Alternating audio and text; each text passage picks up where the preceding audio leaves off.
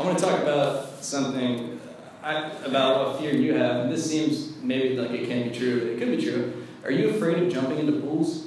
Yeah, not funny. Yeah, I have to climb in.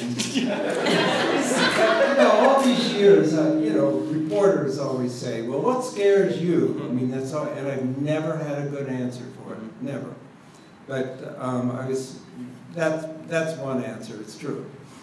But, I grew up in the middle of Ohio. There was no water. I didn't see the ocean until I was 19. It's a sad story. Here's one of the scariest moments of my life. Okay? Jumping into the ocean? From a couple of years ago. This is better than the water. Maybe. It's not funny, but it's true. A couple of years ago, Time Out magazine asked me to go around to some of the haunted houses that open up at Halloween time. You know those places where you go in and they're filled with actors and they're covered in blood and they're carrying hatchets and they yell at you and scream and grab you and you walk through, And they asked me to rate 3 haunted houses to go visit them. And I showed up, it was for Time Out. And there was another guy who was going to do it with me. And it was sort of strange. He had sort of a reddish face, and he had arched eyebrows, arched black eyebrows, and a little goatee. And he turned out to be the leader of the Satanic Church. He looked like the devil, right? And he was the leader of the Satanic. And I thought, oh, this is great for a children's author. I'm going to be in Time Out magazine with the leader of the Satanic Church. Did you guys hit it off? Or? Yeah, actually. That's sort of the punchline. So we went around to these haunted houses, and they're not that scary. It's actors, they're screaming, they're having intestines coming out.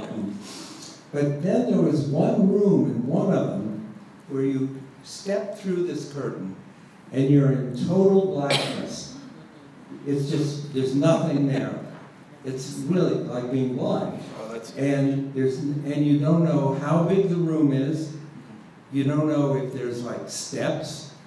You don't know anything. And it was, for me, it was terrifying. And I just froze there because I didn't wear the walls. And there I was in this black thing. And he reached back, took me by the hand, and led me out of the room.